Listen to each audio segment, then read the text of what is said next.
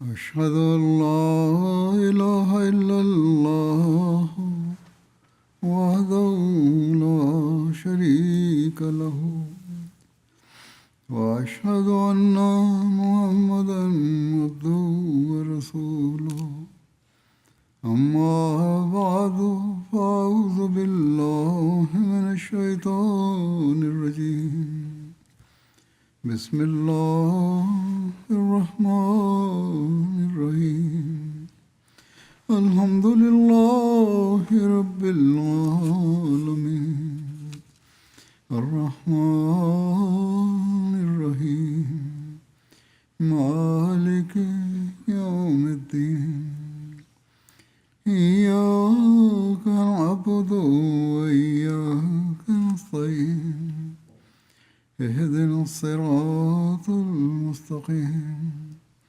صراط الذين أنعمت عليهم غير المغضوب عليهم ولا الضالين. ప్రవక్త హజరత్ ముహమ్మద్ సల్లల్లాహు అలైహి వసల్లం ఈ ప్రపంచంలో దైవ ఏకత్వాన్ని స్థాపించడానికి పడ్డ తపన, చేసిన కృషి, చూపిన ధైర్యం గురించి, ఇలాగే బహుదైవారాధనపు ప్రతి అంశానికి వ్యతిరేకంగా ఒక బలమైన శిలలా నిలబడి ప్రతి జాతి అపోహలను, తప్పుడు బోధనలను ఎదిరించి సత్యాన్ని చాటిన తీరు గురించి మీరు ఇదివరకే చదివి ఉంటారు.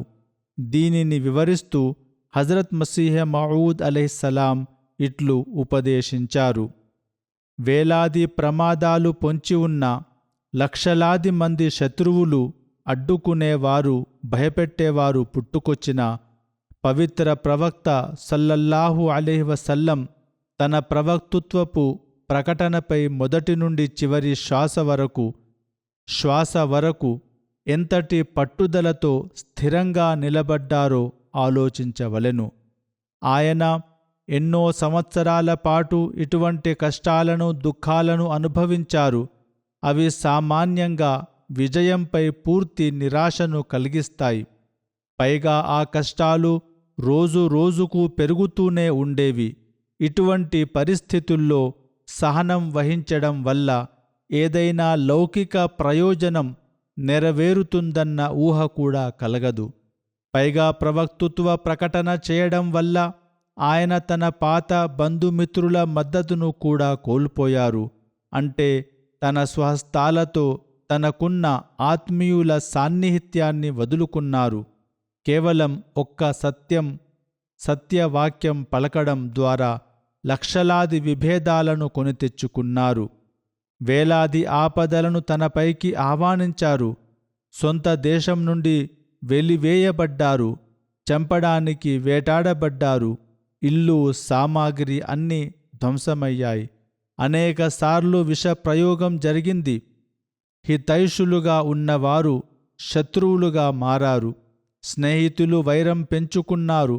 సుదీర్ఘ కాలంపాటు ఆయన ఇటువంటి చేదు అనుభవాలను ఎదుర్కొన్నారు. ఇటువంటి పరిస్థితుల్లో స్థిరంగా నిలబడడం ఏ మోసగాడికో లేదా కపటికో సాధ్యమయ్యే పని కాదు. ఆయన అలైహిస్సలాం ఇంకా ఇలా ఉపదేశించారు. ఆయన సల్లల్లాహు అలైహి వసల్లం స్పష్టంగా సత్యాన్ని ఎంత ధైర్యంగా చెప్పారంటే, దైవ ఏకత్వం గురించి ప్రసంగిస్తూ అన్యారాధనలో మునిగిపోయిన ప్రపంచంలోని అన్ని జాతులను, తెగలను, ప్రజలను తనకు వ్యతిరేకులుగా చేసుకున్నారు. తన సొంత బంధువులను విగ్రహారాధన నుండి వారించడం ద్వారా వారినే మొదటి శత్రువులుగా చేసుకున్నారు. యూదులను వివిధ రకాల సృష్టారాధన, గురుపూజ, దుష్క్రియల నుండి నివారించడం ద్వారా వారితో కూడా సంబంధాలు తెంచుకున్నారు. హజరత్ ఈసా అలైహిస్సలాంను నిందించవద్దని, అవమానించవద్దని వారిని వారించారు. ఇది వారిని ఎంతగానో దహించివేసింది. దీంతో వారు ఆయన సల్లల్లాహు అలైహి వసల్లంపై తీవ్రమైన పగ పెంచుకొని ప్రతి నిమిషం ఆయన్ను హతమార్చడానికి పొంచి ఉండేవారు. ఇదే విధంగా క్రైస్తవులను కూడా అసంతృప్తికి గురిచేశారు. ఎందుకంటే వారి నమ్మకానికి విరుద్ధంగా హజరత్ ఈసా అలైహిస్సలాం దేవుడు కాదని, దేవుని కుమారుడు కాదని మరియు ఆయన శిలువపై మరణించి ఇతరుల పాపాలను మోసేవాడు కాదని స్పష్టం చేశారు. అగ్ని ఆరాధకులు, నక్షత్ర ఆరాధకులు కూడా కోపగించుకున్నారు. ఎందుకంటే వారి దేవతల ఆరాధనను ఆయన నిషేధించారు. కేవలం దైవ ఏకత్వం మాత్రమే మోక్షానికి మార్గమని ప్రకటించారు. ఆయన అలైహిస్సలాం ఇంకా ఇలా అన్నారు: ఇప్పుడు న్యాయంగా ఆలోచించండి. లౌకిక ప్రపంచాన్ని సంపాదించడానికి ఇవేనా మార్గాలు? పవిత్ర ప్రవక్త సల్లల్లాహు అలైహి వసల్లం ప్రపంచాన్ని సంపాదించారని కొందరు ఆరోపిస్తుంటారు. ఆ కాలపు ప్రజలు కూడా ఇటువంటి ఆరోపణలు చేసేవారు. కానీ వాస్తవానికి ఆయన సల్లల్లాహు అలైహి వసల్లం ప్రతి వర్గానికి ఇటువంటి స్పష్టమైన మనసును కలిచివేసే సత్యాలను వినిపించారు. దీనివల్ల అందరూ ఆయనకు వ్యతిరేకంగా నడుం బిగించారు. కనీసం తనకంటూ ఒక చిన్న సమూహం ఏర్పడకముందే లేదా ఎవరి దాడినైనా ఎదుర్కొనే శక్తి రాకముందే ఆయన అందరి భావోద్వేగాలను ఎంతగా రేకెత్తించారంటే వారందరూ ఆయన రక్తం కోసం దాహంతో వేచి ఉండేవారు. నేటికి ఇస్లాంను వ్యతిరేకించే ప్రాచ్య విద్వాంసులు పవిత్ర ప్రవక్త సల్లల్లాహు అలైహి వసల్లంపై అవే ఆరోపణలు చేస్తున్నారు. కానీ ఈ ఆరోపణలు చేసేటప్పుడు వారు కనీసం ఒక్కసారి కూడా ఆలోచించరు. అనగా ఏ మనిషైనా ఏదైనా స్వార్థ ప్రయోజనం కోసం ఇటువంటి భయంకర పరిస్థితులను తనపైకి కొని తెచ్చుకుంటాడా? ఒకవేళ ఆయన సల్లల్లాహు అలైహి వసల్లం కేవలం లోకరీతిని అనుసరించి నడుచుకోవాలనుకుంటే కొందరిని అసత్యవాదులని అన్నట్లే మరికొందరిని ప్రసన్నం చేసుకోవడానికి సత్యవంతులను కూడా అని ఉండేవారు. ఒకవేళ ఆయన సల్లల్లాహు అలైహి వసల్లం లోకం వెంటే వెళ్ళాలనుకుంటే కొందరిని వ్యతిరేకించిన మరికొందరిని సమర్థించి ఉండేవారు. తద్వారా కొంతమంది శత్రువులైన కనీసం మరికొందరైన మిత్రులుగా మిగిలివారు. అసలు అరబ్బులతో మీ లాత్ మరియు ఉజ్జా విగ్రహాలు సత్యమైనవి అని ఒక్క మాట అని ఉంటే వారు అప్పుడే ఆయన పాదాలపై పడిపోయేవారు. మరియు ఆయన ఏమి కోరితే అది చేసేవారు. ఎందుకంటే వారి బంధువులు, ఆత్మీయులు జాతీయ గౌరవం విషయంలో సాటిలేనివారు. వారిలో బంధుత్వం, రక్త సంబంధం, తెగ పట్ల అభిమానం చాలా ఎక్కువగా ఉండేది. దానికోసం వారు ఏ త్యాగానికైనా సిద్ధపడేవారు. ఆయన చేయాల్సిందల్లా కేవలం వారి విగ్రహారాధనను అంగీకరిస్తూ వారిని సంతోషపెట్టడమే. ఒకవేళ మీరు సరే, మీ విగ్రహాలు సరైనవే అని చెప్పి ఉంటే వారెంతో ఆనందపడేవారు. మనస్ఫూర్తిగా ఆయన విధేయతను స్వీకరించేవారు. నిజానికి వారు ఇటువంటి ప్రతిపాదనను ఆయన ముందు ఉంచారు కూడా. కానీ ఆలోచించండి, పవిత్ర ప్రవక్త సల్లల్లాహు అలైహి వసల్లం ఒక్కసారిగా తన బంధువులను, పరాయి వారిని అందరినీ ఎందుకు దూరం చేసుకున్నారు? ఆ రోజుల్లో ప్రపంచం అత్యంత అసహించుకునే విషయం ఏదైనా ఉందంటే అది దైవ ఏకత్వం మాత్రమే. దానివల్ల వందలాది కష్టాలు ఎదురవుతున్నా, ప్రాణాపాయం పొంచి ఉన్నా ఆయన దానిని ఎందుకు గట్టిగా పట్టుకున్నారు? దీని వెనుక ఏ లౌకిక ప్రయోజనం దాగి ఉంది? మొదట ఆ దైవ ఏకత్వం వల్లే తనకున్న లోకాన్ని, బంధుమిత్రుల మద్దతును సర్వం కోల్పోయినప్పటికీ మళ్ళీ అదే ఆపదలను తెచ్చిపెట్టే విశ్వాసంపై ఆయన ఎందుకు పట్టుబట్టారు? ఏ ఉద్దేశంతో ఆ నమ్మకాన్ని ప్రకటించారు? దానిని ప్రకటించిన వెంటనే నూతనంగా ఇస్లాం స్వీకరించిన వారికి ఖైదు, బేడీలు, గట్టి దెబ్బలు మిగిలాయి. కేవలం ఆయన ఒక్కరే కాదు, ఆయన్ని అనుసరించేవారు కూడా దైవ ఏకత్వాన్ని చాటి చెప్పినందుకు ఎన్నో కష్టాలను అనుభవించాల్సి వచ్చింది. లోకాన్ని సంపాదించడానికి ఇదేనా పద్ధతి? ప్రతి ఒక్కరికి వారి స్వభావానికి, అలవాట్లకు, ఇష్టాలకు, విశ్వాసాలకు విరుద్ధమైన చేదు నిజాలను వినిపించి ఒక్క క్షణంలో అందరినీ ప్రాణశత్రువులుగా మార్చుకోవడం, ఏ ఒక్క జాతితో కూడా రాజీ పడకపోవడం లోక సంపాదన లక్షణమా? దురాశ పరులు, మోసగాళ్ళు లేదా ఏదైనా సాధించాలని తెలివితేటలు ప్రదర్శించేవారు ఎప్పుడైనా ఇటువంటి పనులు చేస్తారా? మిత్రులను కూడా శత్రువులుగా మార్చుకునే ఎత్తుగడలు వేస్తారా? ఏదైనా కుతంత్రంతో లోకాన్ని లొంగదీసుకోవాలనుకునేవారు ప్రపంచమంతా ఒక్కసారిగా తమపై పగబట్టేలా చేసి తమ ప్రాణాలను నిరంతరం ప్రమాదంలో పడేసుకుంటారా?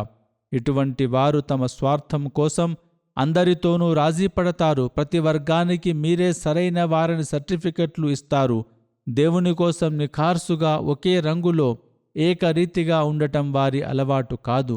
దేవుని ఏకత్వాన్ని, అతని గొప్పతనాన్ని వారు అస్సలు పట్టించుకోరు.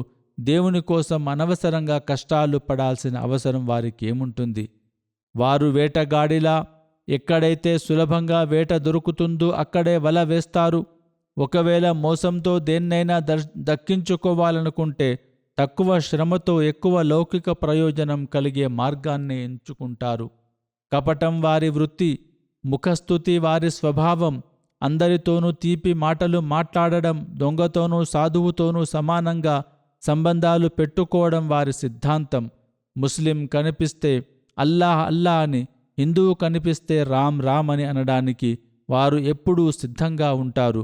ఏ సభలో ఉంటే ఆ సభకు తగినట్లుగా తమను తాము మార్చుకుంటారు. వారికి దేవునితో ఏం సంబంధం? అతని పట్ల విధేయతతో వారికేం పని? తమ సుఖవంతమైన జీవితాన్ని అనవసరంగా ఇతరుల కోసం దుఃఖమయం చేసుకోవాల్సిన అవసరం వారికేముంది? ఇటువంటి వారికి లోకం నేర్పిన పాఠం ఒక్కటే: ఎవరికీ ఎదురైనా నీ మార్గమే సరైనది, నీ అభిప్రాయమే నిశ్చయమైనదని చెప్పడం. వారికి సత్యం, అసత్యం, మంచి చెడులతో పనిలేదు. ఎవరి ద్వారా తమ నోరు తీపి అవుతుందో లేదా ప్రయోజనం కలుగుతుందో వారే వారి దృష్టిలో గొప్పవారు. ఎవరిని పొగిడితే తమ కడుపు నిండుతుందో వారికే మోక్షం కలుగుతుందని, వారే స్వర్గానికి వారసులని, వారికే నిత్య జీవితం లభిస్తుందని నమ్మిస్తారు. కానీ దైవ ప్రవక్త సల్లల్లాహు అలైహి వసల్లం జీవిత ఘట్టాలను పరిశీలిస్తే ఒక విషయం అత్యంత స్పష్టంగా, ప్రకాశవంతంగా కనిపిస్తుంది. ఆయన అత్యున్నత స్థాయి నిష్కల్మషమైన మనస్సు కలవారు. దేవుని కోసం ప్రాణాలర్పించే యోధుడు. ప్రజల నుండి వచ్చే లాభాలను, భయాలను లేదా ఆశలను పూర్తిగా విస్మరించి కేవలం దేవునిపైనే భారం వేసిన మహానీయుడు. ఆయన దేవుని ఇష్టంలో పూర్తిగా లీనమైపోయి దైవ ఏకత్వాన్ని చెప్పడం వల్ల నాపై ఎన్ని ఆపదలు వస్తాయి, బహుదైవారాధకుల చేతిలో ఎన్ని బాధలు అనుభవించాల్సి వస్తుందనే విషయాన్ని అస్సలు పట్టించుకోలేదు.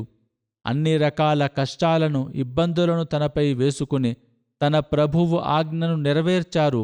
ధర్మ పోరాటం, ప్రబోధం మరియు హితబోధకు ఉండాల్సిన అన్ని నిబంధనలను ఆయన పూర్తి చేశారు.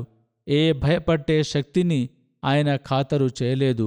మేము నిజాయితీగా చెబుతున్నాం, ప్రవక్తల చరిత్ర మొత్తంలో కూడా ఇంతటి ప్రమాదకరమైన పరిస్థితుల్లో దేవునిపై నమ్మకం ఉంచి బహిరంగంగా అన్యారాధనను, సృష్టారాధనను నిరోధించిన వారు, ఇంతమంది శత్రువులు ఉన్న ఇంతటి పట్టుదలతో, స్థిరత్వంతో నిలబడిన వారు మరొకరు కనిపించరు. ప్రవక్తల చరిత్రలో వెతికినా ఇటువంటి స్థిరత్వం మరెక్కడా సాధ్యం కాదు. కావున ఈ పరిస్థితులన్నీ పవిత్ర ప్రవక్త సల్లల్లాహు అలైహి వసల్లం అంతర్గత సత్యానికి ఎలా నిదర్శనంగా నిలుస్తున్నాయో కొంచెం నిజాయితీతో ఆలోచించవలెను. అంతేకాకుండా ఒక వివేకవంతుడైన మనిషి ఆ కాలపు పరిస్థితులను గమనిస్తే, అనగా పవిత్ర ప్రవక్త సల్లల్లాహు అలైహి వసల్లం ప్రభవించిన కాలం నిజానికి అది ఒక గొప్ప దైవిక సంస్కర్త, ఆకాశవాణి అయిన మార్గదర్శి అవసరం అత్యంత ఎక్కువగా ఉన్న కాలమని అర్థమవుతుంది. ఆయన అందించిన బోధనలు కూడా వాస్తవానికి సత్యమైనవి, ఆ కాలానికి ఎంతో అవసరమైనవి. ఆ కాలం ఎంతగా చెడిపోయిందంటే ఒక మార్గదర్శి, ఒక సంస్కర్త ఆవశ్యకత ఎంతైనా ఉంది. సరిగ్గా అప్పుడే ఆయన సల్లల్లాహు అలైహి వసల్లం ఈ ప్రపంచంలోకి అవతరించారు. ఆయన బోధనలు ఆ కాలపు అవసరాలన్నింటినీ తీర్చగలిగే సంపూర్ణతను కలిగి ఉన్నాయి. పైగా ఆ బోధనలు ఇటువంటి ప్రభావాన్ని చూపాయంటే అవి లక్షలాది హృదయాలను సత్యం వైపు ఆకర్షించాయి. లక్షలాది మంది వక్షస్థలాలపై లా ఇలాహ ఇల్లల్లా, అల్లాహ్ తప్ప ఆరాధ్యుడు లేడు అనే ముద్రను స్థిరంగా వేశాయి. ప్రవక్తృత్వపు ప్రధాన ఉద్దేశం ఏదైతే ఉందో అనగా మోక్ష సూత్రాలను బోధించడం, దానిని ఆయన ఇటువంటి పరిపూర్ణతకు చేర్చారు. అది మరే ఇతర ప్రవక్త ద్వారా ఏ కాలంలోనూ సాధ్యపడలేదు. ఈ వాస్తవాలన్నింటినీ గమనించినప్పుడు పవిత్ర ప్రవక్త సల్లల్లాహు అలైహి వసల్లం తప్పక దేవుని తరపున వచ్చిన సత్యమైన మార్గదర్శనే సాక్ష్యం హృదయం నుండి ఉప్పొంగి వస్తుంది. పక్షపాతం, మొండితనంతో నిరాకరించే వారి వ్యాధికి చికిత్స లేదు. వారు దేవుణ్ణి కూడా నిరాకరించవచ్చు, లేదంటే పవిత్ర ప్రవక్త సల్లల్లాహు అలైహి వసల్లంలో పరిపూర్ణంగా ఉన్న ఈ సత్య నిదర్శనాలలో కనీసం ఒక్కటినైనా మరే ఇతర ప్రవక్తలోనైనా నిరూపించి చూపమనండి. అప్పుడు చూద్దాం. ఆయన అలైహిస్సలాం ఇంకా ఇలా ఉపదేశించారు: హిందువులు మిగిలిన ప్రవక్తలను, గ్రంథాలను నిరాకరిస్తూ కేవలం వేదాలనే కీర్తిస్తున్నారు. ఏమున్నా అది వేదాలలోనే ఉందని వారు నమ్ముతారు. క్రైస్తవులు దైవిక బోధనలన్నీ బైబిల్, ఇంజీల్తోనే ముగిసిపోయాయని భావిస్తున్నారు. ఏ గ్రంథం వీలునైనా అది దైవ ఏకత్వమును ఎంతగా బోధిస్తుందనే దానిపై ఆధారపడి ఉంటుంది. వారు గ్రహించడం లేదు. ఏ గ్రంథమైతే దైవ ఏకత్వాన్ని ఎక్కువగా ప్రబోధిస్తుందో అదే ఉన్నతమైనది. దైవ గ్రంథపు అసలు ఉద్దేశం ఏమిటంటే అందులో దైవ ఏకత్వ పాఠం ఎక్కువగా ఉండవలెను. అందుకే దైవ ఏకత్వాన్ని నిరాకరించే వ్యక్తి ఎంతటి గొప్ప నైతిక విలువలు కలవాడైనా సరే అతను మోక్షం పొందలేడు. అతనిలో అన్ని మంచి గుణాలు ఉండవచ్చు, కానీ అతను దైవ ఏకత్వాన్ని నిరాకరిస్తే మాత్రం అల్లాహ్ దృష్టిలో మోక్షానికి అర్హుడు కాడు. ఇప్పుడు ఈ పెద్ద మనుషులు ఆలోచించవలను. మోక్షానికి మూలాధారమైన ఈ దైవ ఏకత్వం ఏ గ్రంథం ద్వారా ప్రపంచంలో అత్యధికంగా వ్యాపించింది? వేదాల ద్వారా ఏ దేశంలోనైనా ఏకేశ్వరోపాసన వ్యాపించిందా? ఎవరైనా చెప్పగలరా? బైబిల్ ద్వారా దైవ ఏకత్వం వ్యాపించిన దేశం ఒక్కటైనా మనకు కనిపిస్తుందా? పైగా బైబిల్ను నమ్మేవారు దైవ ఏకత్వాన్ని పాటించే వారిని మోక్షం పొందే వ్యక్తులుగా కూడా గుర్తించరు. పాస్టర్లు ఏకేశ్వరోపాసకులను చీకటి అగ్ని నరకంలో పంపిస్తున్నారు. ముగ్గురు దేవుళ్లను కాకుండా ఒక్కడే దేవుడని నమ్మేవారు నరకంలో పడతారని, అక్కడ ఏడుపులు, పళ్ళు కొరకడాలు ఉంటాయని వారు అంటుంటారు.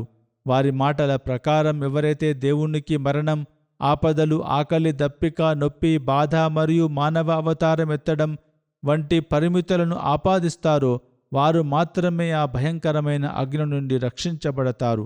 లేదంటే బ్రతికే మార్గమే లేదు. అంటే ఇక్కడ హజరత్ ఈసా అలైహిస్సలాం గారి చిత్రాన్ని అలా గీశారు. వారి ప్రకారం ఆ కల్పిత స్వర్గం ఐరోపాలోని రెండు పెద్ద దేశాలైన ఇంగ్లాండ్ మరియు రష్యా మధ్య సగం సగం పంపిణీ చేయబడుతుంది. ప్రస్తుతం ఇందులో మరిన్ని పెద్ద దేశాలు చేరిపోయాయి. అమెరికా వారు కూడా ఇలాగే అంటారు. చివరికి అమెరికా అధ్యక్షుడు ట్రంప్ రూపంలోనే మసీ రెండవ రాక జరుగుతుందని కొందరు అనడం విచారకరం. వారు క్రైస్తవులు ఏమంటారంటే స్వర్గం వారి మధ్య పంచబడుతుంది. మిగిలిన ఏకేశ్వరోపాసకులందరూ దేవుడిని అసంపూర్ణ తల నుండి పవిత్రంగా భావించిన పాపానికి నరకంలో వేయబడతారు. మా ఈ రాతల అసలు ఉద్దేశం ఏమిటంటే నేడు ఈ ప్రపంచంలో దైవ ఏకత్వమనే భావన పవిత్ర ప్రవక్త హజరత్ ముహమ్మద్ సల్లల్లాహు అలైహి వసల్లం సమాజంలో తప్ప మరే ఇతర వర్గంలోనూ కనిపించదు. ఇలాగే కోట్లాది మంది ప్రజలను దైవ ఏకత్వంపై స్థిరపరచి అత్యంత గౌరవప్రదంగా ఆ సత్యదేవుని వైపు మార్గనిర్దేశం చేసే గ్రంథం పవిత్ర ఖురాన్ తప్ప మరేది భూమిపై లేదు. ప్రతి జాతి తమకు నచ్చినట్లుగా ఒక కృత్రిమ దేవుణ్ణి సృష్టించుకుంది. కానీ ముస్లింల దేవుడు మాత్రం అనాది నుండి అంతం లేనివాడు, మార్పు లేనివాడు, తన శాశ్వత గుణగణాలలో మునుపటిలాగే పరిపూర్ణుడు. ఈ వాస్తవాలన్నీ ఇస్లాం ధర్మప్రదాత ప్రవక్తృత్వపు సత్యాన్ని మధ్యాహ్న సూర్యుడిలా స్పష్టంగా నిరూపిస్తున్నాయి. ఎందుకంటే ప్రవక్తృత్వపు అసలు అర్థం మరియు ఉద్దేశం ఆయన పవిత్ర వ్యక్తిత్వంలోనే పరిపూర్ణంగా సాకారమయ్యాయి. ఏ వస్తువునైనా చూసి దానిని తయారు చేసిన సృష్టికర్తను ఎలాగైతే గుర్తిస్తామో ఇలాగే వివేకవంతులు ప్రపంచంలో జరిగిన ఈ గొప్ప సంస్కరణను చూసి ఆ దైవిక సంస్కర్తను అనగా హజరత్ ముహమ్మద్ సల్లల్లాహు అలైహి వసల్లంను గుర్తిస్తున్నారు. ఏదైనా ఒక వస్తువును లేదా యంత్రాన్ని తయారు చేసినవాడు దానిని ఎంత అద్భుతంగా ఏ స్థాయిలో తయారు చేశాడో చూసి అతని నైపుణ్యాన్ని ఎలా అంచనా వేస్తామో, ఇలాగే ఒక దైవిక సంస్కర్త గుర్తింపు ఆయన చేసిన దైవ ఏకత్వ ప్రచారం ద్వారా, ఆయన తెచ్చిన మార్పు ద్వారానే సాధ్యమవుతుంది.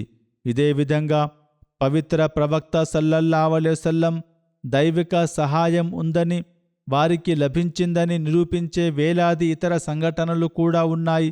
ఉదాహరణకు, ఇది ఆశ్చర్యకరమైన విషయం కాదా? ఎటువంటి ధనం, అధికారం లేని, నిస్సహాయుడైన, నిరక్షరాస్యుడైన, అనాథగా మిగిలిన ఒక పేద వ్యక్తి ప్రపంచంలోని ప్రతి జాతి ఆర్థికంగా, సైనికంగా మరియు విద్యాపరంగా పూర్తి శక్తిని కలిగి ఉన్న కాలంలో ఇటువంటి ప్రకాశవంతమైన బోధనలను తీసుకువచ్చారు. ఆయన తన తిరుగులేని సాక్ష్యాలతో, స్పష్టమైన తర్కంతో అందరి నోళ్లు మూయించారు.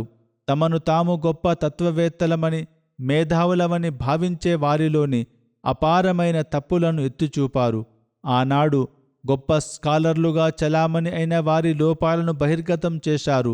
అంతేకాకుండా ఆయనకు ఎవరూ లేకపోయినా, నిరుపేదగా ఉన్నా ఆయన చూపిన దైవిక శక్తి ఎంతటిదంటే, పెద్ద పెద్ద రాజులను వారి సింహాసనాల నుండి దించి అవే సింహాసనాలపై పేదవారిని కూర్చోబెట్టారు. ఇది దైవిక సహాయం కాకపోతే మరేమిటి? బుద్ధిలో, జ్ఞానంలో, అధికారంలో, బలంలో ప్రపంచం మొత్తంపై విజయం సాధించడం దైవిక తోడ్పాటు లేకుండా సాధ్యమేనా?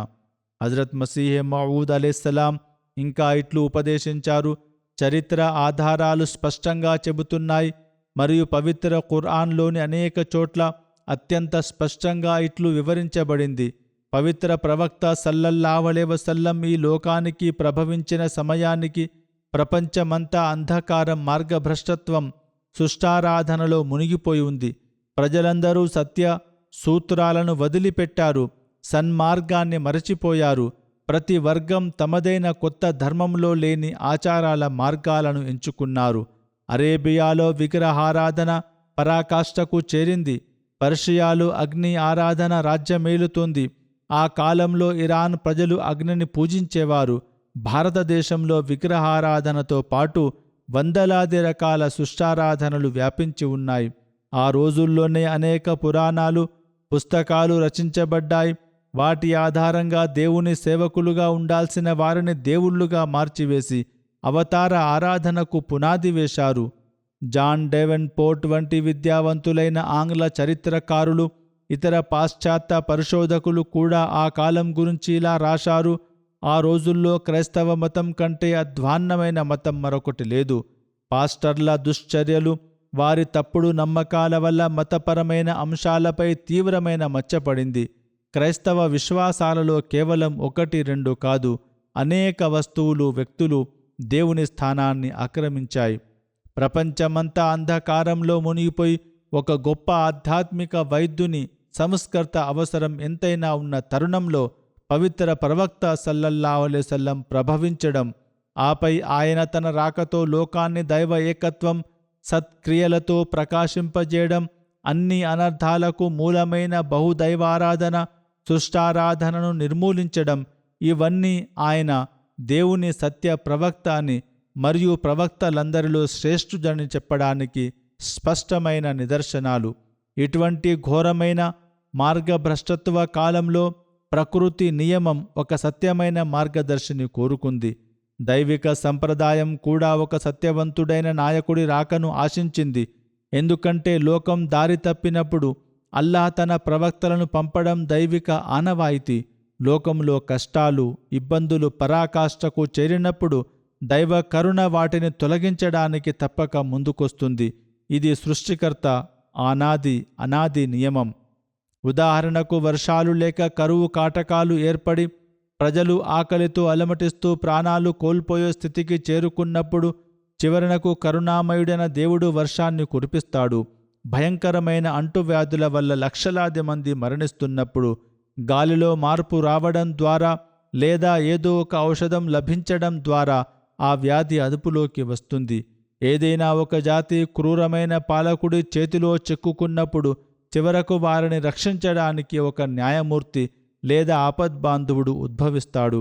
ఇదే విధంగా ప్రజలు దేవుని మార్గాన్ని మరచిపోయి దైవ ఏకత్వం సత్యారాధనను వదిలిపెట్టినప్పుడు అల్లాహ్ తన పక్షాన ఒక సేవకుణ్ణి ఎన్నుకుంటాడు. ఆయనకు పరిపూర్ణమైన అంతర్దృష్టిని ప్రసాదించి తన వాణి ద్వారా గౌరవించి మానవాళికి మార్గదర్శకత్వం చేయడానికి పంపిస్తాడు. తద్వారా సమాజంలో ఏర్పడిన విచ్ఛిన్నతను ఆయన సరిదిద్దుతారు. దీని వెనుక ఉన్న అసలు సత్యం ఏమిటంటే సర్వలోకాలను పోషించేవాడు, నిలిపి ఉంచేవాడైన ఆ పరమాత్ముడు తన సృష్టికి మేలు చేసే తన గుణాన్ని ఎన్నడూ ఆపివేయడు. ఇలాగే దానిని వ్యర్థంగా వదిలిపెట్టడు. అతని ప్రతి గుణము సందర్భానుసారంగా తక్షణమే వ్యక్తమవుతుంది. కావున హేతుబద్ధంగా ఆలోచించినప్పుడు ఏదైనా ఒక ఆపద లేదా కీడు ప్రబలినప్పుడు దానిని అణచివేయడానికి దానికి విరుద్ధమైన దైవిక గుణం తప్పక బహిర్గతమవుతుందని స్పష్టమవుతుంది. చరిత్ర సాక్ష్యాల ద్వారా, స్వయంగా విరోధుల అంగీకారం ద్వారా మరియు పవిత్ర ఖురాన్ స్పష్టమైన వివరణ ద్వారా ఒక విషయం నిరూపితమైంది. పవిత్ర ప్రవక్త సల్లల్లాహు అలైహి వసల్లం ప్రభవించిన సమయంలో ప్రపంచంలోని అన్ని జాతులు దైవ ఏకత్వం, చిత్తశుద్ధి మరియు సత్యారాధన వంటి సరైన మార్గాలను వదిలివేసి అంధకారంలో మునిగిపోయాయి. లోకంలో వ్యాపించిన ఆ విపరీతమైన చెడును సంస్కరించిన వారు ప్రపంచాన్ని బహుదైవారాధన, సుష్టారాధన అనే చీకట్ల నుండి బయటపడేసి దైవ ఏకత్వంపై స్థిరపరచిన వారు కేవలం పవిత్ర ప్రవక్త సల్లల్లాహు అలైహి వసల్లం మాత్రమే, మరెవ్వరూ కాదు. ఈ ఆరాధనలన్నిటినీ బట్టి తేలిన ఫలితం ఏమిటనగా పవిత్ర ప్రవక్త సల్లల్లాహు అలైహి వసల్లం నిశ్చయంగా దేవుని తరపున పంపబడిన సత్యమైన మార్గదర్శి. కావున ప్రపంచంలో దైవ ఏకత్వాన్ని దాని అసలైన నిఖార్సైన రూపంలో స్థాపించిన మహానీయుడు పవిత్ర ప్రవక్త సల్లల్లాహు అలైహి వసల్లం గారే. గత ఖుత్బాలలో కూడా నేను దీనికి సంబంధించి అనేక సంఘటనలను, ఆరాధనలను వివరించాను. పవిత్ర ప్రవక్త సల్లల్లాహు అలైహి వసల్లం దైవ ఏకత్వ స్థాపన కోసం ఎంతగా కృషి చేశారో మనం చూశాం. ఈ కాలంలో అల్లాహ్ వాగ్దానం ప్రకారం దైవ ఏకత్వాన్ని తిరిగి స్థాపించడానికి ఆయన సల్లల్లాహు అలైహి వసల్లం నిజమైన ప్రేమికుడిని అల్లాహ్ నియమించడాన్ని మనం చూస్తున్నాం. ఈ యుగంలో వాగ్దత్త మసీ మెహదీ మౌద్గా కూడా అవతరించిన హజరత్ మిర్జా గులాం అహ్మద్ ఖాదియానీ అలైహిస్సలాం పవిత్ర ప్రవక్త సల్లల్లాహు అలైహి వసల్లం బోధనలకు, సున్నత్కు ఒక ప్రత్యక్ష నిదర్శనంగా నిలిచారు. తన యజమాని అయిన ప్రవక్త హజరత్ ముహమ్మద్ సల్లల్లాహు అలైహి వసల్లం గారి అడుగుజాడల్లో నడుస్తూ దైవ ఏకత్వాన్ని వ్యాపింపజేయాలనే తపనతో ఆయన హృదయం నిండి ఉండేది. దీనికి సంబంధించి అనేక రచనలలో, ఆయన ఆచరణాత్మక జీవితంలో మనకు అనేక ఉదాహరణలు కనిపిస్తాయి. వాటిలో కొన్నింటిని నేను ఇక్కడ వివరిస్తాను. హజరత్ మసీహే మౌద్ అలైహిస్సలాం ఇట్లు ఉపదేశించారు: అల్లాహ్ తాలా మా పట్ల చూపే వ్యవహారం ఎంతో అద్భుతమైనది. మాకు లభించిన ఈ దైవవాణి అంత మిన్నీ బిమంజిలతి తౌహీదీ వ తఫ్రీదీ, అనగా నీవు నా దృష్టిలో నా ఏకత్వము, నా అద్వితీయత వంటి స్థానములో ఉన్నావు అనేది ఒక సరికొత్త శైలిలో ఉన్న దైవవాణి. దీనికి ముందు ఏ దైవవాణిలోనూ ఇటువంటి పదాలను మేము చూడలేదు. దీని అర్థం మాకు అర్థమైనంత వరకు ఏమిటంటే, ప్రపంచంలో దైవ ఏకత్వానికి తీవ్రమైన అవమానం జరుగుతున్నప్పుడు దానిని అత్యంత హీనంగా చూస్తున్న కాలంలో నియమించబడిన వ్యక్తి స్వయంగా దైవ ఏకత్వంకు ప్రతిరూపంగా ఉంటాడు. ఆ నియమించబడిన వ్యక్తికి దైవ ఏకత్వం పట్ల ఇటువంటి దాహం కలిగించబడుతుంది. దానివల్ల అతను తన సొంత ఆశయాలను, ఉద్దేశాలను పక్కనబెట్టి దైవ ఏకత్వ స్థాపనలో తానే ఒక దైవ ఏకత్వమునకు మూర్తీభవించిన రూపంగా మారిపోతాడు. అతని లేవడం, కూర్చోవడాల్లో, కదలికల్లో, ప్రశాంతతలో మరియు ప్రతి మాట, చర్యలోనూ దైవ ఏకత్వం పట్ల ఉన్న ప్రేమే కనిపిస్తుంది. ఆయన అలైహిస్సలాం ఇంకా ఇలా వివరించారు: ప్రతి మనిషి తనకంటూ ఒక లక్ష్యాన్ని, ఉద్దేశాన్ని నిర్ణయించుకుంటాడు. కానీ అల్లాహ్ ప్రేమలో మునిగిపోయిన ఈ వ్యక్తి ఏకైక లక్ష్యం, కోరిక అల్లాహ్ దైవ ఏకత్వం మాత్రమే. అతను తన సహజ సిద్ధమైన భావోద్వేగాల కంటే, తన వ్యక్తిగత ఆశయాల కంటే అల్లాహ్ దైవ ఏకత్వానికే ప్రాధాన్యతనిస్తాడు. తన అవసరాలన్నింటినీ వెనక్కి నెట్టివేస్తాడు. సాధారణంగా ప్రతి వ్యక్తికి తన ఆశయాల రూపంలో ఒక విగ్రహం అనగా లక్ష్యం ఉంటుంది. దానిని చేరుకోవాలని అతడు తప్పిస్తాడు. కానీ అది నెరవేరుతుందా లేదా అనేది అల్లాహ్ చేతుల్లో ఉంటుంది. అల్లాహ్ అతడిని అక్కడికి చేరుస్తాడు, లేదా అంతకు ముందే అతని ఆయుష్షు ముగిసిపోతుంది. వ్యాపారస్తులకు లేదా లౌకిక లక్ష్యాలున్న వారికి తమ లక్ష్యాలను చేరుకోవాలనే పెద్ద పెద్ద కోరికలు ఉంటాయి. వారు తమ సంపద, గౌరవం, పిల్లలు లేదా ఇతర అవసరాల కోసం తపిస్తూ పరవశించిపోతారు. ఒక్కోసారి ఆ కష్టాలు తట్టుకోలేక ఆత్మహత్యలు చేసుకుంటారు. కానీ దేవుని తరపున నియమించబడిన వ్యక్తికి ఇటువంటి ఆరాటం, ఉద్వేగం కేవలం అల్లాహ్ దైవ ఏకత్వం కోసమే ఉంటుంది. అతను తన స్వార్థపూరిత కోరికల కోసం కాకుండా దేవుని ఏకత్వ స్థాపన కోసమే ఆందోళన చెందుతూ తన్మయత్వం పొందుతాడు. హజరత్ మసీహ్ మౌఊద్ అలైహిస్సలాం ఇంకా ఇట్లు ఉపదేశించారు: ఇటువంటి సమయంలోనే దేవుని నుండి ఈ మాటలు వస్తాయని నేను భావిస్తున్నాను. అంత మిన్నీ బి మంజిలతి తౌహీది వ తఫ్రీది, అనగా నీవు నా దృష్టిలో నా ఏకత్వము మరియు నా అద్వితీయత వంటి స్థానములో ఉన్నావు. ఎందుకంటే అల్లాహ్ తాలాకు తన దైవ ఏకత్వం అంటే ప్రాణం కంటే మిన్న. ఈ దైవ ఏకత్వం కోసమే అల్లాహ్ ఒక్కోసారి కరువును, ఒక్కోసారి అంటూ వ్యాధులను, మరికొన్నిసార్లు తన ప్రియతమ ప్రవక్తల అలైహిముస్సలాం ద్వారా వేలాది మంది బహుదైవారాధకుల అహంకారాన్ని అణచివేశాడు. పవిత్ర ప్రవక్త మదీనాలో జరిగిన సంఘటనలన్నీ కేవలం ఈ దైవ ఏకత్వం కోసమే జరిగాయి. హజరత్ మూసా అలైహిస్సలాంకు సంబంధించిన విషయాలు కూడా ఈ దైవ ఏకత్వ స్థాపన కోసమే. బహుదైవారాధన దాని సూక్ష్మ రూపాల గురించి వివరిస్తూ ఆయన అలైహిస్సలాం ఇట్లన్నారు: మనం ప్రతి రకమైన అన్యారాధన నుండి దూరంగా ఉండవలను. సూర్యుడు, చంద్రుడు, ఆకాశంలోని నక్షత్రాలు, గాలి, నిప్పు, నీరు లేదా భూమిపై ఉన్న మరే ఇతర వస్తువును ఆరాధ్య దైవంగా భావించకూడదు. ఇలాగే లౌకిక సాధనాలకు అతిగా గౌరవం ఇవ్వకూడదు. అవి దేవునికి భాగస్వాములు అన్నట్లుగా వాటిపై ఆధారపడకూడదు. కనీసం మన సొంత ప్రతిభను లేదా కృషిని కూడా ఒక గొప్ప విషయంగా భావించకూడదు. ఎందుకంటే అది కూడా ఒక రకమైన అన్యారాధన కిందకే వస్తుంది. అన్ని పనులు చేసిన తర్వాత కూడా మేము ఏమీ చేయలేదని భావించవలెను. మన జ్ఞానం పట్ల గర్వపడకూడదు. మన ఆచరణల పట్ల అహంకారం చూపకూడదు.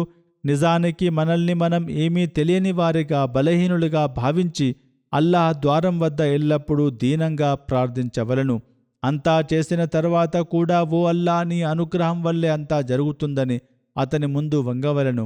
దైవక లక్షణాలు, మానవ పరిమితుల మధ్య వ్యత్యాసాన్ని వివరిస్తూ ఆయన అలైహిస్సలాం ఇట్లు అన్నారు: మానవుని జ్ఞానం ఒక గురువుపై ఆధారపడి ఉంటుంది. అది పరిమితమైనది.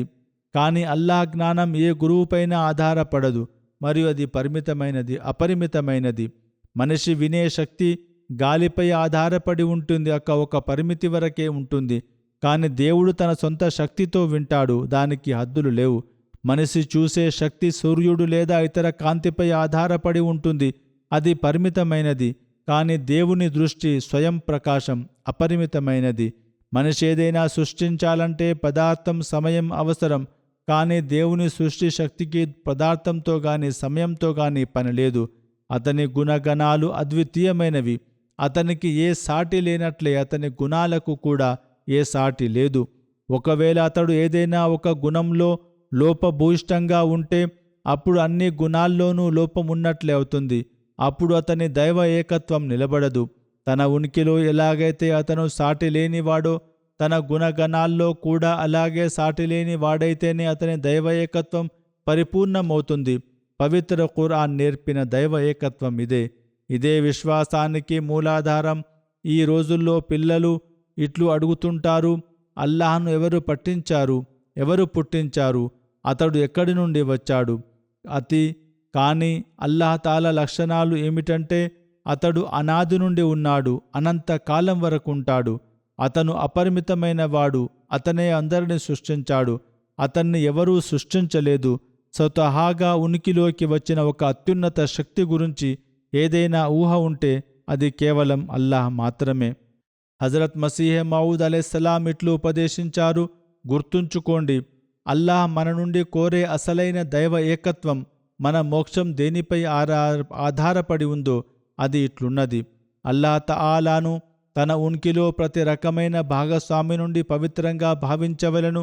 అది విగ్రహమైన, మనిషైనా, సూర్య చంద్రులైనా, లేదా మన సొంత అహంకారం, మన తెలివితేటలు, కుతంత్రాలైనా సరే వాటిని దేవునికి సాటి చేయకూడదు. ఆయనకు విరుద్ధంగా మరెవరిని సర్వశక్తిమంతుడిగా భావించకూడదు. మరెవరిని అన్నదాతగా నమ్మకూడదు. అల్లాహ్ తప్ప మరెవరూ గౌరవాన్ని ఇచ్చేవారు కాదు. అవమానించేవారు గాని, మార్గభ్రష్టత్వం కలిగించేవారు గాని ఉన్నారని తలచకూడదు. ఎవరిని అసలైన సహాయకుడిగా భావించకూడదు. రెండవది ఏమిటంటే మన ప్రేమను ఆయనకే అంకితం చేయవలెను. మన ఆరాధన ఆయనకు ప్రత్యేకం చేయాలి. మన వినయాన్ని ఆయన ముందే ప్రదర్శించవలెను. మన ఆశలన్నీ అతనిపైనే ఉంచుకోవలెను. మన భయం కూడా ఆయన పట్ల మాత్రమే ఉండాలి. ఈ క్రింది 3 రకాల ప్రత్యేకతలు లేకుండా ఏ దైవ ఏకత్వం కూడా పరిపూర్ణం కాదు. ఉనికి పరంగా దైవ ఏకత్వం అంటే దేవుని ఉనికికి ముందు మిగిలిన అన్ని ఉనికిలను అశాశ్వతమైనవిగా భావించడం, మిగిలినవన్నీ తమ స్వభావంలోనే నశించిపోయేవి మరియు అసత్యమైనదిగా గుర్తించడం. ఏది కూడా దేవుని వలె పరిపూర్ణమైనది కాదు. గుణాల పరంగా దైవ ఏకత్వం అంటే రుబూబియత్ పోషణ మరియు ఉలూహియత్ దైవ ఏకత్వం వంటి గుణాలు అల్లాహ్ తప్ప మరెవరికి లేవని నమ్మడం. బయటికి మనకు ఏదైనా వస్తువులు లేదైనా వ్యక్తులు ప్రయోజనం చేకూరుస్తున్నట్లు కనిపిస్తే అవన్నీ అల్లాహ్ ఏర్పాటు చేసిన వ్యవస్థలో భాగమేనని నిశ్చయంగా నమ్మవలెను. ఇక్కడ అమెరికా లేదా ఇజ్రాయిల్ లేదు, లేదా ప్రపంచంలోని మరే ఇతర పెద్ద శక్తులు లేవు. కేవలం అల్లాహ్ తాలా శక్తి మాత్రమే ఉంది. ముస్లింలు ఈ సత్యాన్ని గుర్తిస్తూనే వారికి విజయం లభిస్తుంది. ప్రేమ, చిత్తశుద్ధి పరంగా దైవ ఏకత్వం అంటే దేవుని పట్ల ఉండాల్సిన ప్రేమ, నిజాయితీ మరియు ధ్యాసం పట్ల విషయాల్లో దేవునికి ఎవరికి భాగస్వాములుగా చేయకూడదు. అతని ప్రేమలోనే పూర్తిగా లీనమైపోవలెను. అల్లాహ్ను ఎంతగా ప్రేమించాలో అంతగా మరెవరిని ప్రేమించకూడదు. హజరత్ మసీహ్ మౌద్ అలైహిస్సలాం ఇంకా ఇలా ఉపదేశించారు: భూమి పాడైపోయిందని, కోట్లాది మంది ప్రజలు బహుదైవారాధన మార్గాన్ని ఎంచుకున్నారని, లోకంలో 40 కోట్లకు పైగా ప్రజలు మరియం కుమారుడైన ఒక సామాన్య మానవుడిని దేవుడిగా కొలుస్తున్నారని దేవుడు చూసినప్పుడు, అదే సమయంలో మద్యపానం, స్వేచ్ఛ విహారం, లౌకికవాదం, అశ్రద్ధతో కూడిన జీవితం పరాకాష్ఠకు చేరుకున్నప్పుడు ఈ లోపాలను సరిదిద్దడానికి అల్లాహ్ను నియమించాడు. ఆ సమయంలో ఆయన ఇలా అన్నారు: ఇప్పటి వరకు సుమారు 1,00,000 మంది ప్రజలు నా చేతుల మీదుగా తమ దుష్కార్యాల నుండి, తప్పుడు నమ్మకాల నుండి మరియు దుశ్చర్యల నుండి పశ్చాత్తాపం వ్యక్తపరిచినారు.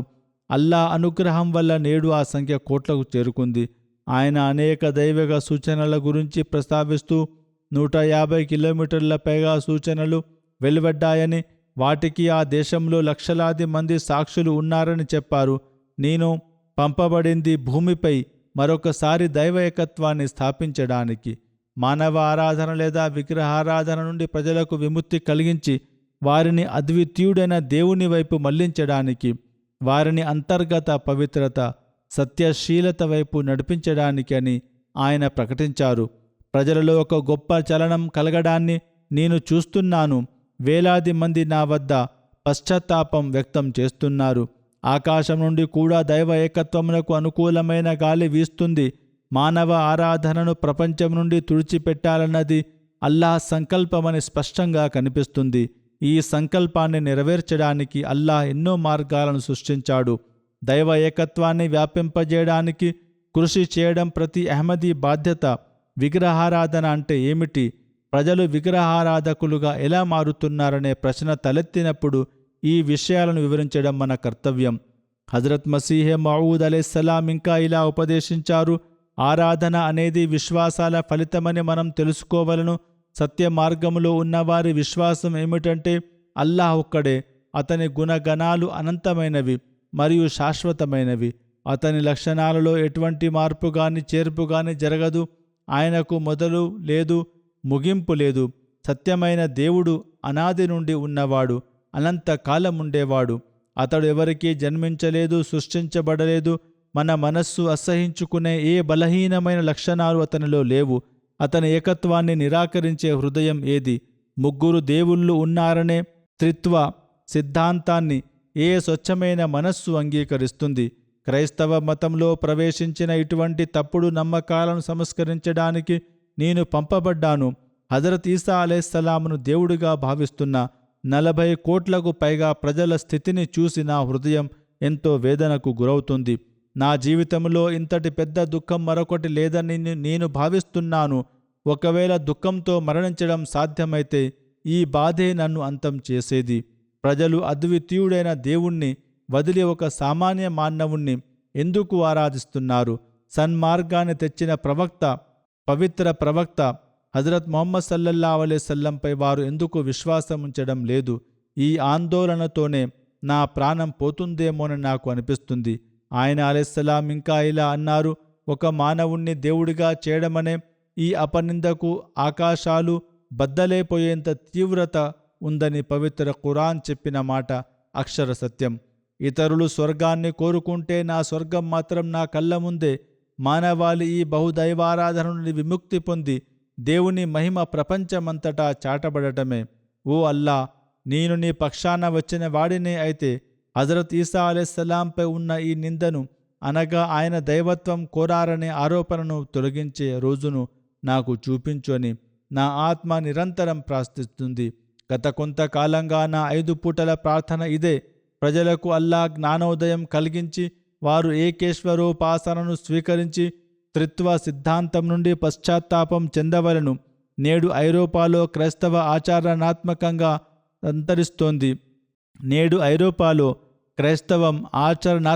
అంతరిస్తోంది. త్రిత్వ సిద్ధాంతం కేవలం పుస్తకాలకే పరిమితమవుతుంది. ఆఫ్రికా మరియు దక్షిణ అమెరికాలు ఇంకా ఉన్నప్పటికీ త్రిత్వాన్ని వదిలేస్తున్నవారు కూడా ఏకైక దేవుణ్ణి గుర్తించడం లేదు. కావున ప్రపంచాన్ని దైవ ఏకత్వంపై స్థిరపరచడానికి మనం మన శక్తివంచన లేకుండా ఈ సందేశాన్ని అందరికీ చేరవేయవలెను. అల్లాహ్ మనల్ని ఏ ఉద్దేశం నెరవేర్చడానికి పంపాడో, పవిత్ర ప్రవక్త సల్లల్లాహు అలైహి వసల్లం ఏ దైవ ఏకత్వ బోధనను ప్రకటించారో ఆ అసలైన దైవ ఏకత్వాన్ని ఆచరించే వారిగా, ప్రపంచవ్యాప్తంగా దానిని వ్యాపింపజేసేవారిగా మనల్ని తీర్చిదిద్దుగాక. ఎందుకంటే నేడు మానవాళి మనుగడకు ఇదొక్కటే మార్గం. ఇది తప్ప వేరే పరిష్కారం లేదు. అల్లాహ్ మనకు ఇందుకు కావలసిన సామర్థ్యాన్ని ప్రసాదించుగాక. నమాజ్ తర్వాత నేను 2 వ్యక్తుల పరోక్ష అంత్యక్రియల ప్రార్థన చదివిస్తాను. మొదటివారు గౌరవనీయులైన ఖ్వాజా జఫర్ అహ్మద్ గారు. వీరు సియాల్కోట్ జిల్లాకు మాజీ అమీర్గా పనిచేశారు. గత కొంతకాలంగా అమెరికాలో ఉంటున్నారు. ఇటీవలే 91 ఏళ్ల వయస్సులో వీరు మరణించారు. ఇన్నా లిల్లాహి వ ఇన్నా ఇలైహి రాజిఊన్. మృతులు మూసి వారి కుమార్తె ఇఫ్తాహై గారు ఇలా చెబుతున్నారు: బాల్యం నుండి మా తండ్రిగారు జమాత్ సేవలో నిష్కల్మషమైన వినయంతో, పూర్తి అంకిత భావంతో తన జీవితాన్ని గడపడాన్ని మేము చూశాం. ఖిలాఫత్ పట్ల ఆయనకున్న గాఢమైన అనుబంధం ఆయన వ్యక్తిత్వంలోని గొప్ప లక్షణం. ఇది వారి పిల్లల, కుటుంబ సభ్యుల హృదయాలలో కూడా ఖిలాఫత్ పట్ల ప్రేమను, విధేయతను పెంపొందించడంలో కీలక పాత్ర పోషించింది. ఇది నిజం కూడా. ఆయన వ్యవస్థ పట్ల ఎంతో విధేయత, నిబద్ధత కలిగి ఉన్న వ్యక్తి. ఆయనకు యవ్వనం నుండి చివరి శ్వాస వరకు సేవ చేసే భాగ్యం లభించింది. ఖుద్దాముల్ అహ్మదియాలో జిల్లా ఖాయిద్గా, స్థానిక ఖాయిద్గా, స్థానిక అమీర్గా, జిల్లా అమీర్గా వివిధ బాధ్యతలను నిర్వహించారు. హజరత్ మసీహ్ మౌద్ అలైహిస్సలాం గారి అతిథులకు సేవ చేయడం అంటే ఆయనకు చాలా ఇష్టం. కేంద్రం నుండి వచ్చే ప్రతినిధి బృందాలను ఎప్పుడూ తన ఇంట్లోనే ఉంచుకొని ఎంతో సంతోషంతో ఆతిథ్యం ఇచ్చేవారు. సేవ చేస్తున్నప్పుడు ఆయన ముఖంలో ఒక ప్రత్యేకమైన సంతృప్తి కనిపించేది. ఏ అధికారి గురించి కూడా ఆయన ఎప్పుడూ అనుచితమైన మాటలు మాట్లాడలేదు. ఇతరులు మాట్లాడుతుంటే సహించేవారు కాదు కూడా. తన సమక్షంలో ఎవరిని విమర్శించడానికి అనుమతించేవారు కాదు. అల్లాహ్ తాలాపై ఆయనకు పరిపూర్ణమైన నమ్మకం ఉండేది. జమాత్ సేవలో గాని లేదా వ్యక్తిగత జీవితంలో గాని ఏవైనా కష్టాలు ఎదురైనప్పుడు ఆయన దృష్టి ఎప్పుడూ ప్రార్థనల వైపే ఉండేది. అల్లాహ్ ఆయనకు ఎన్నోసార్లు అద్భుతమైన సహాయాన్ని అందించాడని, వారి ప్రార్థనలను అంగీకరించాడని వారి కుమార్తె పేర్కొన్నారు. వారు తమ అనారోగ్యంతో ఉన్న తల్లికి కూడా ఎంతో ఓపికతో, ప్రేమతో అనేక సంవత్సరాల పాటు సేవ చేశారు. వారి కుటుంబంలో భార్యతో పాటు 3 కుమార్తెలు, మనవలు, మనవరాళ్ళు మరియు ముత్తాత మనవలు ఉన్నారు. అల్లాహ్ తాలా వారి పట్ల మన్నింపుతో వ్యవహరించుగాక. పరిపాలనా పరంగా కూడా ఆయన జిల్లా అమీర్గా ఉన్నప్పుడు ప్రతి జమాతు గురించి ఆయనకు పూర్తి అవగాహన ఉండేది. పల్లెటూళ్లలో ఉన్న చిన్న చిన్న జమాతుల గురించి కూడా వారికి తెలుసు. అక్కడికి వెళ్ళే అన్ని దారుల గురించి వారికి అవగాహన ఉండేది. జిల్లా పరిస్థితులపై ఆయనకు చాలా లోతైన పట్టు ఉండేది. కనీసం అమీర్ అనిపించుకుని నగరంలోనే ఉండిపోకుండా వారు ప్రతి ప్రాంతానికి స్వయంగా వెళ్ళేవారు. పరిస్థితులు అనుకూలంగా ఉన్న కాలంలో సియాల్కోట్ నుండి జల్సా సాలానాకు హాజరయ్యే వారి కోసం ప్రత్యేక రైళ్లు నడిచేవి. ఆ ప్రయాణాల ఏర్పాట్లను వారెంతో క్రమశిక్షణతో అద్భుతంగా నిర్వహించేవారు.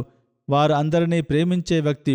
నేను ముందే చెప్పినట్లుగా ఆయన హృదయం నిండా విధేయత, విశ్వసనీయత నిండి ఉండేది. వారెంతో వినయశీలి. అల్లాహ్ తాలా వారిని క్షమించుగాక. రెండవ వ్యక్తి గౌరవనీయులైన ఇద్రాగో అలీదు గారు. వీరు బుర్కినా ఫాసుకు చెందిన స్థానిక అహ్మదీ. వీరు సైన్యంలో పనిచేసేవారు. ప్రస్తుతం అయోగ్యలోని ఒక గ్రామంలో విధి నిర్వహణలో ఉన్నారు. అక్కడ ఉగ్రవాదులు తీవ్రమైన అలజడి సృష్టిస్తుండడంతో వారిని అడ్డుకోవడానికి అక్కడ నియమించబడ్డారు. మార్చి 3వ తేదీన విధి నిర్వహణలో ఉండగా ఉగ్రవాదుల దాడిలో వీరు అమరులైనారు. ఇన్నా లిల్లాహి వ ఇన్నా ఇలైహి రాజిఊన్. వారి వయస్సు 40 సంవత్సరాలు. ఆయన ఒక నిఖార్సైన సేవకుడు.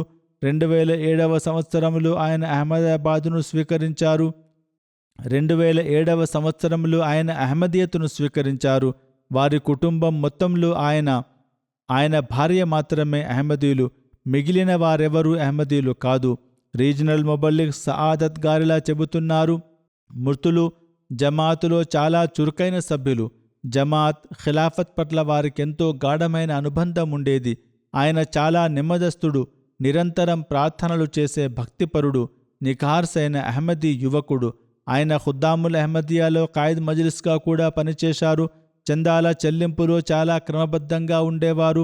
జమాత్ కార్యక్రమాల్లో ఎంతో ఉత్సాహంగా పాల్గొనేవారు. సైన్యంలో ఉద్యోగం చేస్తున్నప్పటికీ బుర్కినా ఫాసోలో జరిగే జల్సా సాలానాకు ప్రతి సంవత్సరం హాజరయ్యేవారు. మురబ్బీలు, ముఅల్లింల పట్ల ఎంతో గౌరవ మర్యాదలతో ఉండేవారు. వారికి సహాయం చేసేవారు. 2005వ సంవత్సరంలో నేను బుర్కినా ఫాసోకు వెళ్ళాను. ఆ తర్వాత 2008వ సంవత్సరంలో నేను ఘానా పర్యటనకు వెళ్ళినప్పుడు బుర్కినా ఫాసో నుండి ఖుద్దాముల బృందం సైకిళ్లపై అక్కడకు వచ్చింది. 1000 కిలోమీటర్ల కంటే ఎక్కువ దూరం ప్రయాణించి వారు వచ్చారు. వారి సైకిళ్ళు కూడా మన దగ్గర ఉన్నట్లుగా కొత్తవి కావు, పాతవి, విరిగిపోయినవి. పైగా రోడ్లు కూడా సరిగ్గా లేవు.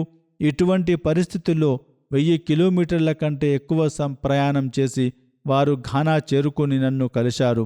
అలీదు గారు కూడా ఎప్పుడూ జల్సాలకు సైకిల్ మీదనే వెళ్ళేవారు. లోకల్ మిషనరీ అయిన అబ్దుల్ రెహమాన్ గారు వీరి గురించి వివరిస్తూ జమాఅత్ పట్ల వీరుకున్న నిస్వార్థ సేవను మరియు ఏ సమయంలోనైనా సేవ చేయడానికి సిద్ధంగా ఉండే తత్వాన్ని కొనియాడారు. ఏ పని కోసం పిలిచినా వెంటనే నేను సిద్ధమని పలికేవారు.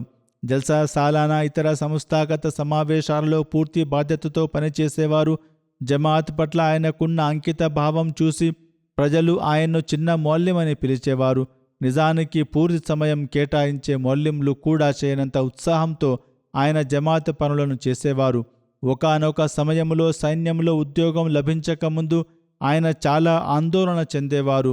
ప్రస్తుతం నాకు పనిలేదు, నేను పేదవాడిని, మరి జమాత్ ప్రగతిలో నేను ఎలా భాగస్వామిని కాగలను అని తప్పించేవారు.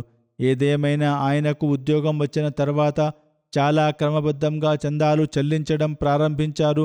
జమాత్తో ఆయనకు చాలా లోతైన అనుబంధం ఉండేది. ఆయన ఉద్యోగరీత్యా ఎక్కడికి బదిలీ అయినా అక్కడకు వెళ్ళగానే ముందుగా జమాత్ సెంటర్ లేదా మసీదు ఎక్కడ ఉందో వెతికి కనుక్కునేవారు.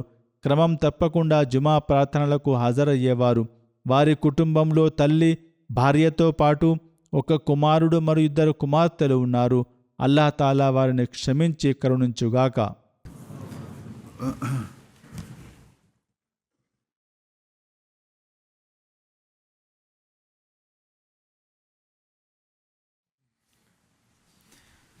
الحمد